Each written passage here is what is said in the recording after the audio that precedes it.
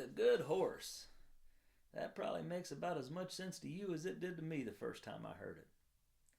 It's another one of those little nuggets of hillbilly wisdom my dad used to drop on me. Never made any sense at first, but at some point in life they turned out to be genius advice. This one was no exception.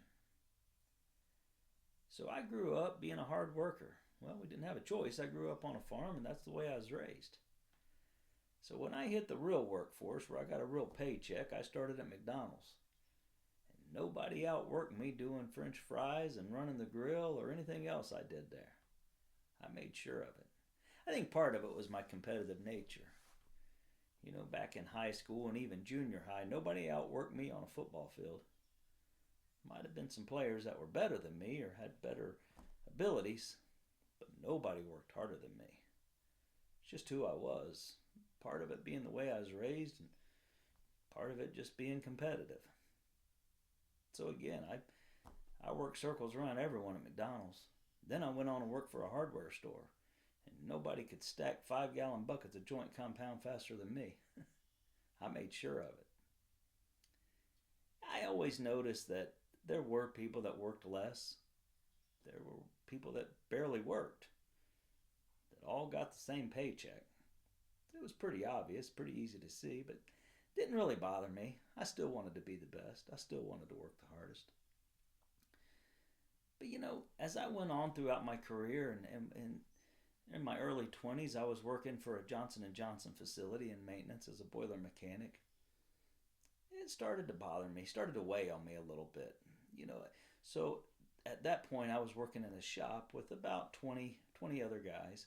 We all had desks that sat around the shop office, and the supervisor would sit in the middle.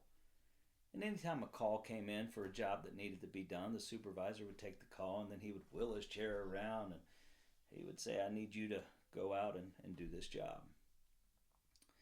And I bet you at least 7 out of 10 calls, he would wheel that chair around and point at me. Need you to go out and take care of this. And I would look around and I would see other guys sitting there, some of them reading the newspaper, some of them watching their little televisions. I would think, these guys haven't left the shop in days. I've already been out 5 times today. I never said it, but I thought it. And it did get a little frustrating because I knew a lot of them were making as much money as me. Heck, most of them were making more money than me because I was the young guy in the shop. And maybe that's why, they were calling on me more, because I was the rookie, or at least in my mind, that's the way I played it. But again, it didn't bother me much because I would rather be working than sitting there reading the newspaper or watching my little television. I like to work. That was no problem. But I remember one day, it seemed like I just couldn't catch a break. Every time I'd come back in the shop, he would send me out, and there was guys hadn't left the shop all day. So it was starting to frustrate me a little bit, but I never said anything. That evening, as I was driving home, I thought I'd stop in and see Dad. So Dad and I were sitting on the back porch having a glass of iced tea, and I just kind of told him what was going on with me, and I said, it's frustrating, Dad, because there's people in this world that just coast through. I mean, there's guys that have sat in that shop since I've been there that they actually laugh, make jokes out of it. They said, look, we don't make the rules, we just reap the benefits. And they're making a lot of money, a lot more than I am. But they always call on me. Dad just grinned as he sipped his iced tea, and he said, yeah, they'll always work a good horse to death. Well, thanks for the advice, Dad. That don't help me any. I don't even know what he means. And I had heard him say that growing up. I had heard Dad make that same comment growing up. And it made as much sense to me as when I was 10 years old as it did here when I was 25 years old, looking for advice from Dad. But that's about all I was going to get, and I knew it, and still love Dad, and always appreciate him just listening to me. Well, that evening, I was laying in bed, and it hit me. It was like a light bulb kicked on, and I knew exactly what Dad was saying. See, to understand Dad's hillbilly nuggets of wisdom, you had to go back and kind of put yourself in the shoes that Dad grew up in to understand where that wisdom was coming from and what it truly meant. See, Dad grew up in a time back on a farm in eastern Kentucky when horses were their primary resource.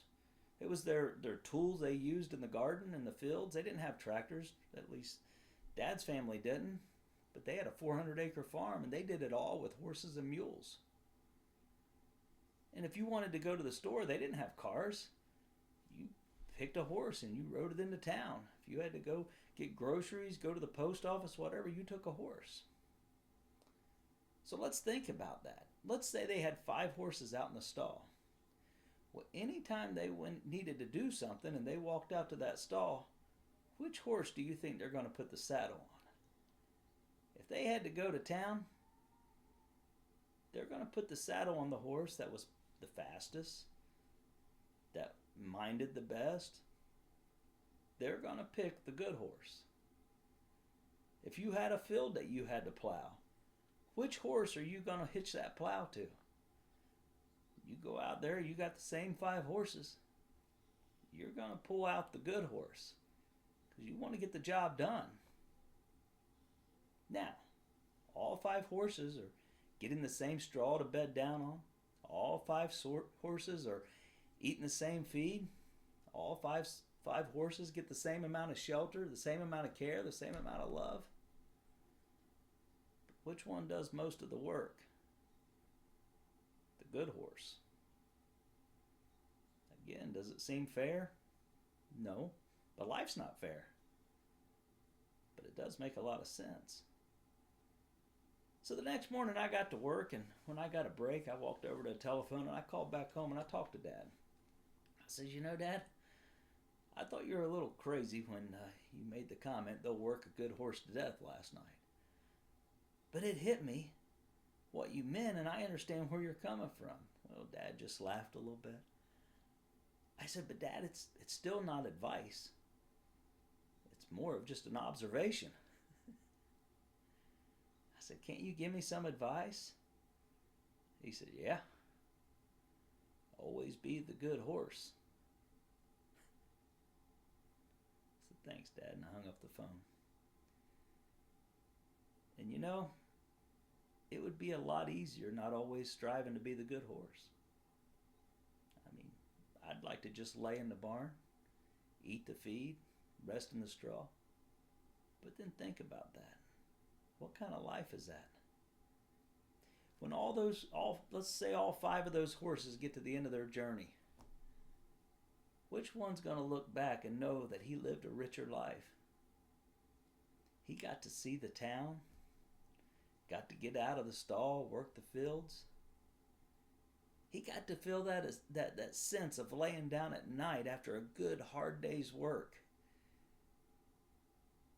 and feeling exhausted but victorious. Those other horses will never even know what that feeling meant. So I think that is some of the greatest advice. In my whole life, I've strived to be the good horse. And yeah, there's many times throughout my career when it was a little frustrating. Things just didn't seem fair. People would get more pay than me. People would get promoted over me. And I knew in my heart of hearts that I could outwork them, that I did outwork them. And they were just sliding by.